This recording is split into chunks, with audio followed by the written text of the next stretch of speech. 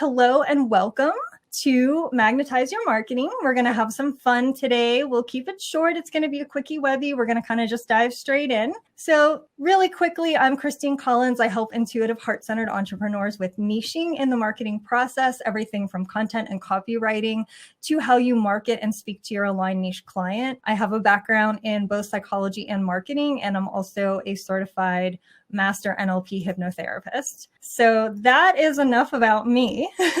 We're going to get straight into some juicy content here. When you think about how do you know if you need help with niching, a lot of times we notice it when we're not quite sure how to write engaging copy, or it may show up as posts aren't getting engagement, or maybe the success with the conversion piece is erratic rather than consistent.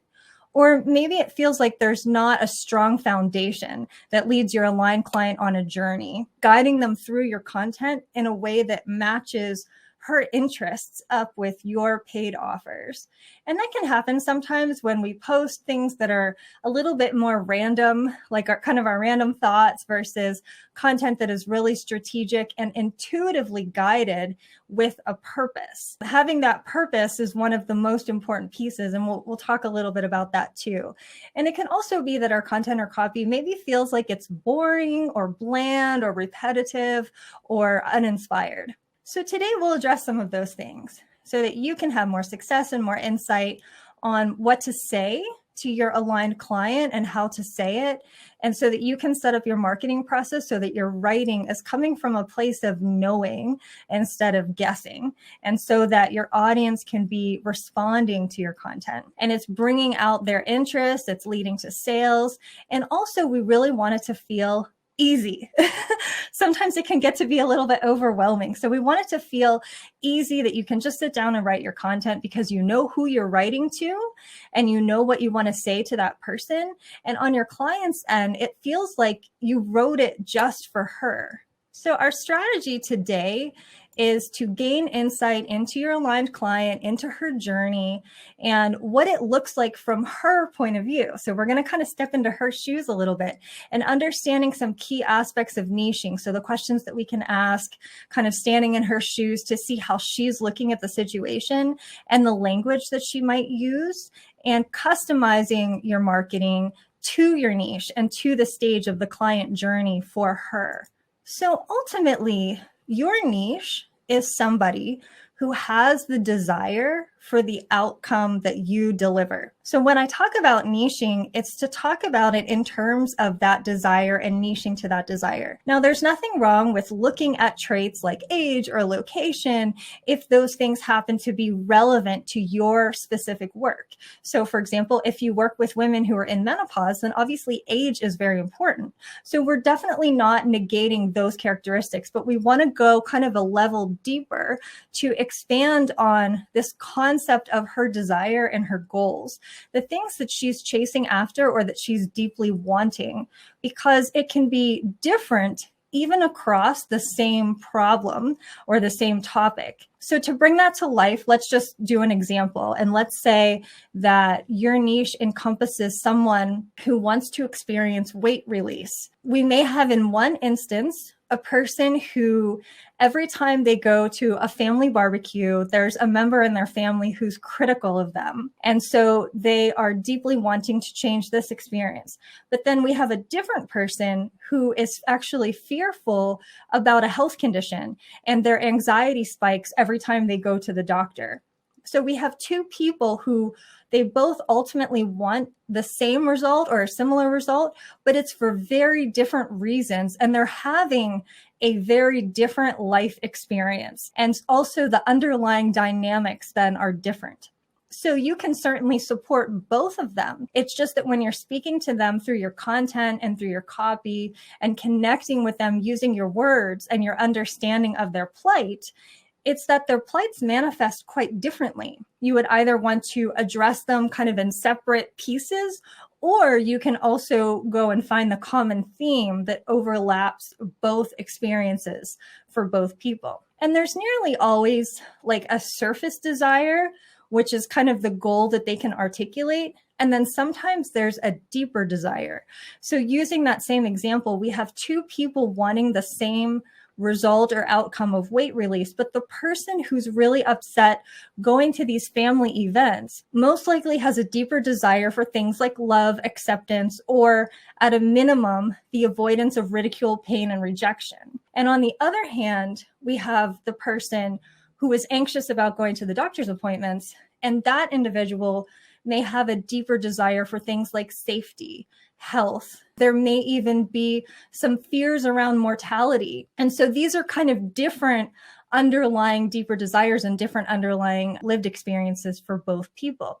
So your aligned niche client may be capable of expressing or identifying with the surface desire, but they may be a little bit unaware of that deeper level of desire, or we would say they might have a low level of insight about it. So it's not as though we all have to become like armchair therapists to unpack all this. It's really just about understanding that there are layers to desiring something.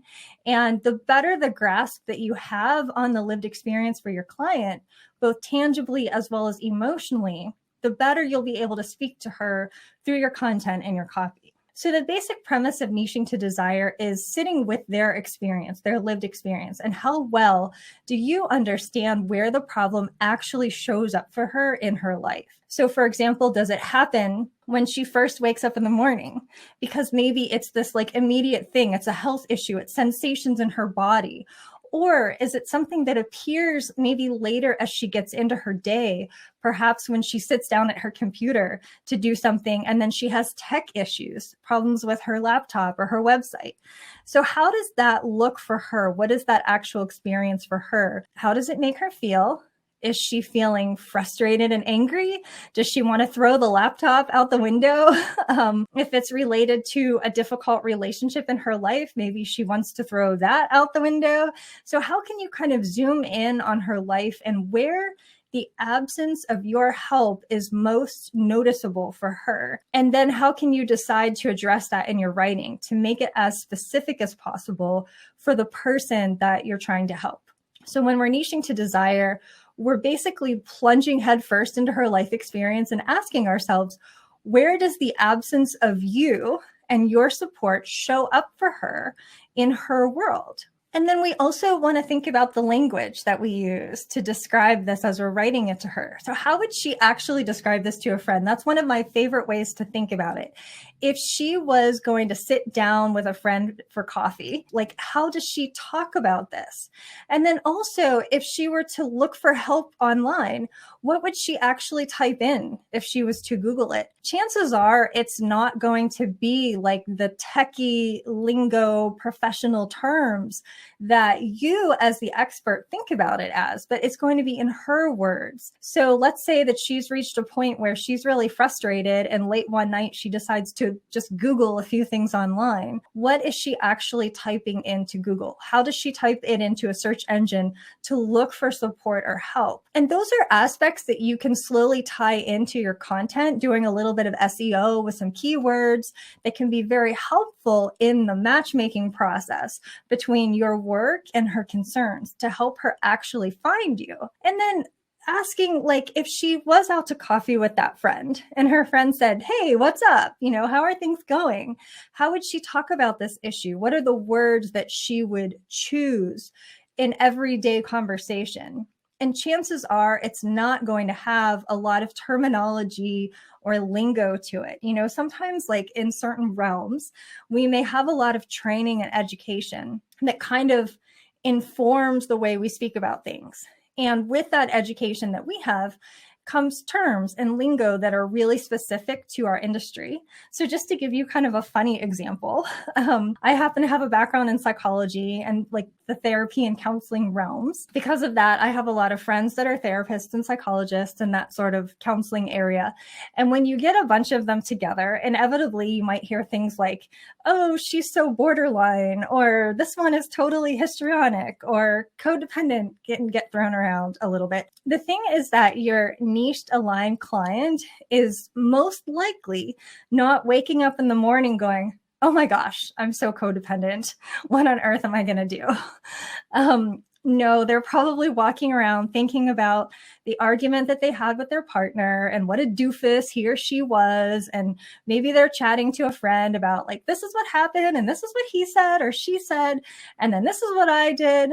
And the same is true, of course, in the more technical realms as well. So another funny example, my husband works in the tech industry, and sometimes he'll come along and he's talking about how, like, a team didn't complete their sprint or failed to follow such and such methodology. And I kind of just look at him and I'm like, so basically they didn't do their work? Is that what you're saying? So we kind of need to boil things down to understandable ways of communicating with her. And then we also want to ask, what level of insight does this person actually have into the problem? Has she already tried solutions on her own? Like, is this brand new for her? How long has she been dealing with it? What is her level of education and understanding about this issue? And that is when we can start to get into understanding the stages of her individual journey, both with that issue as well as your specific work with that issue. So when we talk about the client's journey, there's a process that every single person in your audience will go through. Some of them will go through it very quickly. Some of them, it may take a lot longer. And part of that has to do with how that person is uniquely wired. And part of it has to do with kind of where they are in their own journey with that problem or issue. But in general, you'll have some people who will see your work one time and just know this is what they need. This is the direction they're going to move in. But quite a bit larger of the percentage of people is going to need to have repeated exposure to your work, to your content and your offers over a period of time, perhaps months. And in some cases, it may be even like a couple of years before they reach the point of being ready to make a change and to work with you. And again, that just has to do with their wiring and their unique journey and their awareness of the issue. Your content helps to bring them through a process of education and increasing their insight and their awareness of the issues and how the issue works for them. So the three phases that we talk about here are the attraction phase, which is the very early stage or kind of low level of awareness or insight, where she doesn't yet have a lot of education about the issue, about understanding of it. And then gradually, often through your content, helping to educate her, to kind of explain things to her and show her new things, she begins to step into what I call the moving towards phase, where she's warming up and she's increasing her insight into the problem and into the solution. And then finally, she gets to a place that I've called the imagining phase, or the readiness phase, it sometimes is termed, where she now has a high level of insight, a high level of understanding. That is often thanks to your content, warming her up, educating her, and leading her towards that greater level of understanding. So when she's in the attraction phase, a lot of times in the marketing world, this is called a cold audience. And it's like a not yet ready audience. And I kind of like to look at these as levels of insight or levels of awareness. So this is someone who either has not yet had a lot of exposure to information around the topic, or they've not had a lot of opportunity to self-reflect on that topic. So her readiness is low, her insight is low, and she's just becoming aware of this issue. It could also be that it's a relatively new problem for her.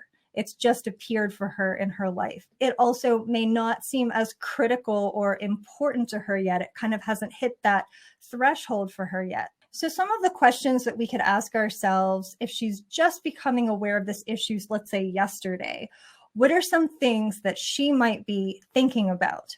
What are some of the things that she might be feeling?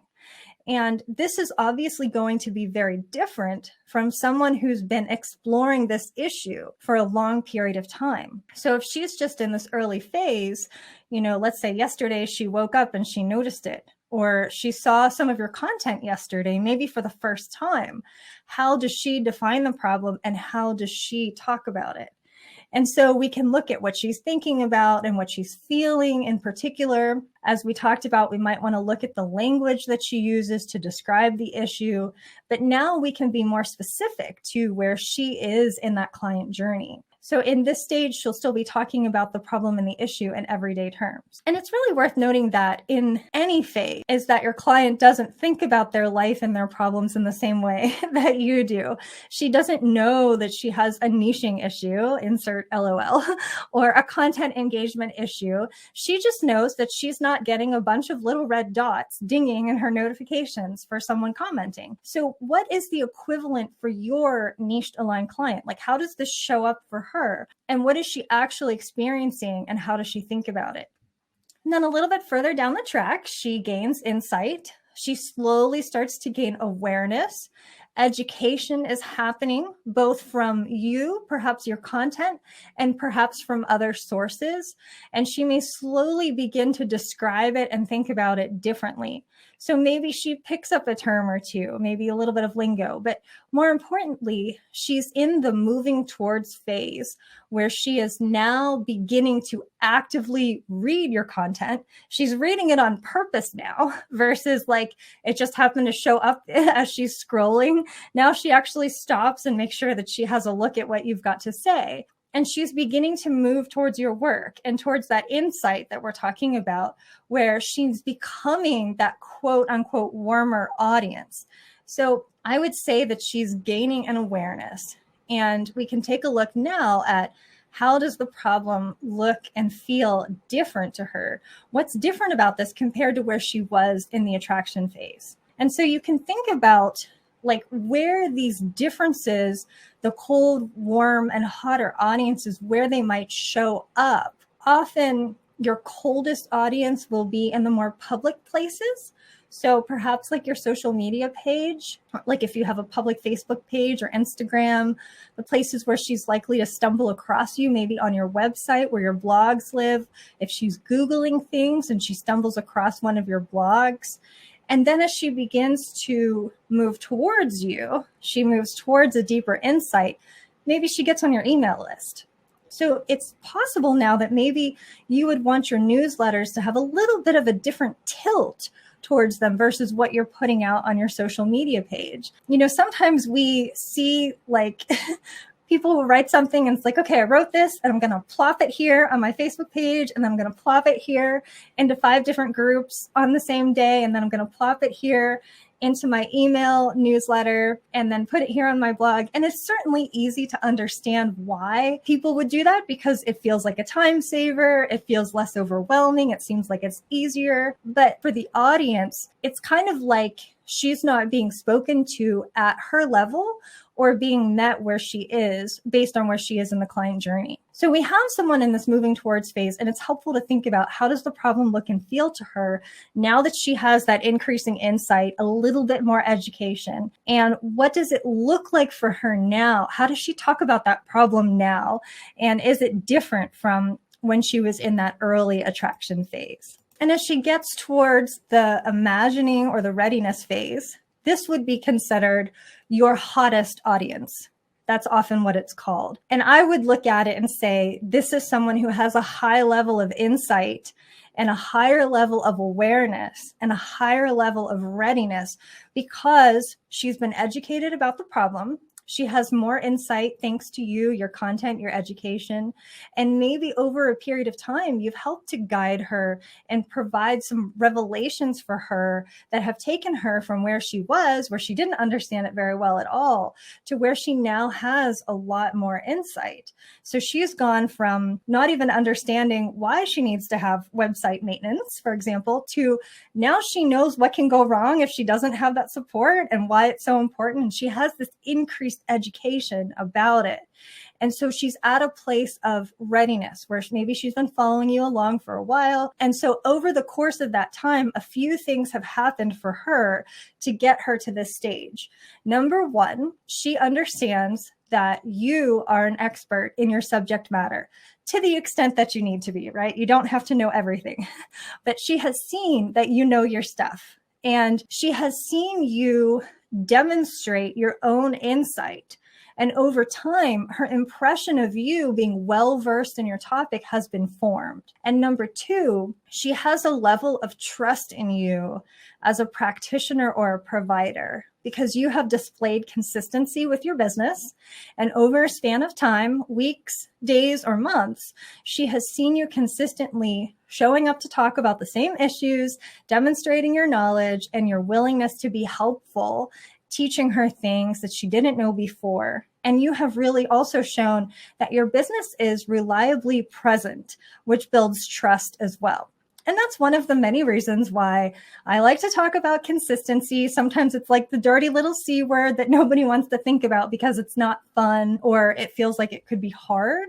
But it's really nothing more than consistently showing up with your niche message, consistently building that long-term relationship with her and that trust with your content and the work that you're putting out there. So it's like adding to the trustworthiness and the confidence that she has in you and in your business. And then you can release any worries about being repetitive, saying the same message. You're kind of like the light in the window for this soul who's searching. And not everybody sees everything that you put out there anyway. And like we said earlier, there are some people who will go through this client journey very quickly, where they might follow you for like a day or two, and they're just ready to work with you. It doesn't have to take weeks and months. It could take 24 hours, where I've sometimes stumbled into a YouTube rabbit hole for somebody and watched every video and got really excited about their work. So it really just depends on that individual and where they are, with the issue in their life. It can take a little bit longer though as well. So there are some people who they need to see something multiple times. And it may be that the first time they see your work, they're like, I don't really think that's for me. I don't really think I need that. And then maybe they see it again and it lands a little bit deeper that time. Maybe they see some educational material, and over time, they slowly increase their insight and their awareness. And it really just depends on that individual's unique journey. Maybe eventually they sign up to your newsletter and they don't even open every email, but they have a higher awareness of that material that you're sharing with them. And so the point is, we can't fully predict what the client journey is like for every person because there are so many variables. It's definitely not a linear path here. And we don't know, where they're coming onto the path and where they are with the issue in their life. And so we want to have our content be capable of encompassing them wherever they are in that journey. And us having this understanding of the journey helps you to inform the way that you're writing about it. So when she reaches this imagining stage, she's ready. She's begun to visualize some amount of improvement that could be possible for her as a result of working with you. And that's why I like the word imagining, because she's starting to imagine how life could be and what is possible. She's begun to visualize, maybe even fantasize a little bit about what's possible for her. And she may also be imagining what it's like to be your client, to receive the support and the outcomes that you offer. And because of that, this is a stage where it can be particularly powerful for her to experience things like tasters, freebies, live streams, free sessions, opt-ins, things that make her feel like she is your client. She's having that little taste of that support from you. And so in this phase, we can kind of assess how what she believes and what she knows and how she talks about the issue is maybe changing. So does she speak about it differently when she talks to her friend? And now maybe she's saying, I've heard about this term codependent, and I'm starting to wonder if maybe I'm not part of the problem too. Ha ha ha. So in most cases, when you're talking to a combined audience of warm and cold, generally speaking, you want to err towards the side of using that more basic everyday language. But when you're talking to your audience with high insight or high awareness, you can kind of up-level your conversation a little bit. It's kind of like you're talking to them in a way that they know that you know that they know. And maybe it's reserved for people in your group program, or, kind of like that insider conversation for people who have that higher level of insight and awareness. So let's get some tangible application for what we've talked about today. Really clear, specific things to do to make your content and copy more engaging. And the first one is to be very tangible with your descriptors.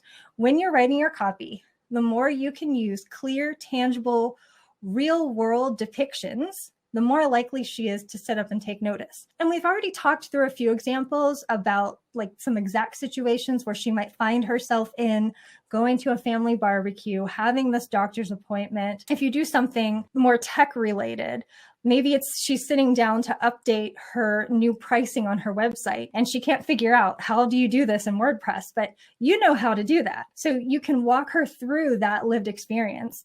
And if you can make it really tangible for her, she's going to feel like you're talking about her life, like she's there. It doesn't have to be the exact scene. She can feel that. She can be like, oh yeah, that's really close to how I've experienced this. So you're writing this experience into your copy. So it's like, you walk in, you sit down at your desk, you turn the computer on, you're so excited to get your pricing updated. And it's taken you so long to get to this point. You've overcome these mindset wobbles about raising your prices. And now you're really excited to update your pricing. So you log into WordPress, but ... boom, something happens. She doesn't know what to do. Something goes wrong. She can't figure it out. And now it's like all of her excitement, over this dumb tech thing is stopping her from this enormously exciting moment. And now instead of excited and thrilled, she's feeling frustrated and she wants to throw her computer across the room. So if you can describe that experience for her, she's going to sit up and take notice because she's deeply engaged in the story because it's her story. You're telling her her lived experience, and that's immensely powerful for her. And the more that you can use those real life examples that are very powerful descriptors, the more engaging your content and your copy is going to be. And another piece here in the application is being strategic. So making sure that the content that you're using when you're sharing in your blogs or your social media, that it's a match to whatever your current offers are.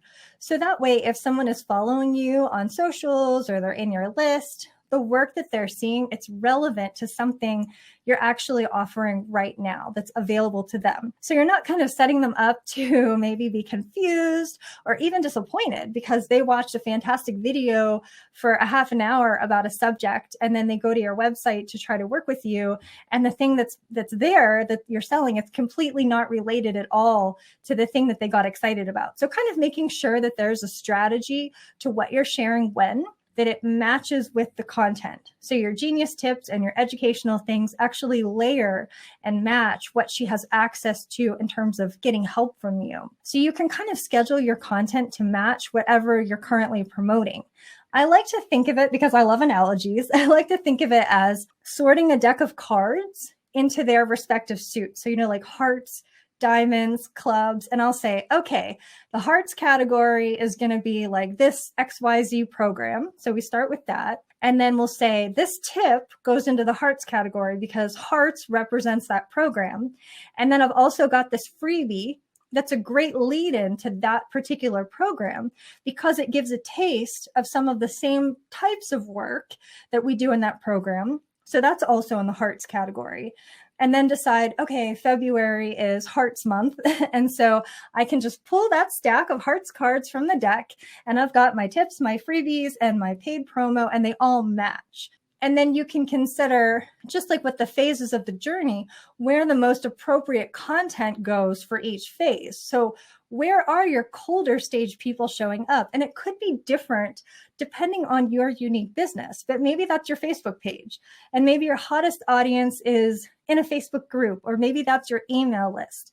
Most likely, if they have signed up to be on your list, they are a warmer audience. They've already given you their email address, so they're interested, at least at some level, in your work. So as you're releasing your content, how are you taking them and guiding them from warmer to hotter or colder to warmer? And how does your content and your tips and your education kind of help them to up-level their insight into that issue to increase their awareness? And then, of course, always make sure you've told them how to work with you in a way that's really easy for them to access you, to book in with you. I've actually been on websites where I had to literally scroll through like 800 different things, like scroll, just to find the link to pay to book in. So I don't think, I think sometimes we worry about like being too spammy or like too sales forward. But if you're a heart-centered entrepreneur, you have most likely already made a Herculean effort to avoid coming across as spammy. So I would say don't let your downfall be that they can't easily figure out how to book in. Make that process as easy as possible for them. So here I have for you a little checklist. These are just some key suggestions for things that we've talked over today. It's kind of like a summary of everything that I recommend for having really engaging niche content and marketing. So you can, if you want to, you can use this as a checklist against like a specific piece of content or a specific piece of copy if you want to. But consider your aligned client and her lived experience. So how can you tangibly capture that experience and speak to her desire? Having content and copy for each stage of the client journey, cold, warm, hot, everywhere from attraction to the imagining phase, and using her language, understanding the way that she's describing it, writing it in everyday terms that she can understand, that she would say to a friend, so that when she's scrolling and she sees the headline you've created, she's like, oh, I got to stop. This is for me. And she immediately can relate to it. We really only have about 20 seconds from a neuroscience perspective to capture attention. So if it's a post, it's got to happen in the first couple of lines to make it relevant for her. Same thing if it's a video, it has to happen in those first 20 seconds where she can immediately relate to and connect to what you're talking about. And we want to use her language, her search terms, and that's where that SEO piece comes in that we talked through. And we can attune to differences in buyer styles and personas. So we touched on this just a little bit today, where we talked about how there's some people that are going to see your content once and they'll be ready. And then there are plenty more people, though, that are going to need a relationship with your work over an extended period before they're ready to buy from you. And it's also important that you take care of your own mindset in this process so that you don't feel overwhelmed, so that the marketing work that you're doing feels sustainable for you, that it can actually be maintained over the life of your business versus it kind of comes and goes or it flickers out due to overwhelm. So I pulled this list together as an overview of some of the key facets to really engaging and effective marketing for you to be able to consistently attract your aligned clients. So if you are interested in more support, then you might be interested in my signature program, Magic in Creation, where we go a little bit more deeply into magnetizing your marketing in ways to attract your aligned client. We get to kind of that core of niche writing to make your copywriting easier, to make it more effective. And then we can also get into some of the fun bits around your client psyche and the niching traits and desires and the challenges for your specific niche. And we look at using language that is inclusive and engaging for your niche so that you can design your content for each stage of the client journey. And then we also have a look at common marketing mistakes that are really easy to fix once you know about them. Sometimes I'll see a marketing process that's set up for only one type of buyer style, only one type of neuroscience style, and absolutely eliminates everybody else. And as a result, there may be people who otherwise would have been interested, like the work resonated for them, but they can't commit because there's a lack of information or it's the way that it's set up. And I think that's really a shame because the actual product or service may have otherwise been a great fit for them. So I'd like to help you with those things so that you can ensure your marketing is inclusive and that you don't miss out on aligned clients. And also we can ensure that you have sustainable marketing that feels easy for you, that can be consistent without kind of losing your mind trying to keep it up. And then there's also, of course, a layer of mindset support because I'm a certified hypnotherapist, certified EFT practitioner. And I know that mindset wobbles and rabbit holes can really inhibit your marketing success. So in Magic in Creation, we also use EFT, hypnosis, and NLP tools to support you. You are the powerful creator in your business. So you need to have that level of support as you're supporting others. You get a downloadable hypnosis audio, and that was designed for magic and creation students to kind of pair with the course. So this is my signature niching program, and it can help you to get more engagement, more excitement around your marketing. And I will say, just objectively, I think it's got some really juicy little gems in there. I've poured everything I know about content marketing, intuitive strategy, and kind of tied it all together so that you can have more successful marketing, and you get that magical mix of the strategy that's very practical, the intuition that has a magical touch to it, and the mindset support so that you can really have everything you need to attract your clients. And it's been broken down into bite-sized sections, so it feels pretty easy to breeze through it. The full price, it's $197, but we have early birdie going on where it's only $147 all the way until May 22nd. So there's no pressurized rush. I want you to have time to take advantage of this price if it's of interest to you. And of course, if you have questions about that, feel free to get in touch with me. I am more than happy to answer them for you.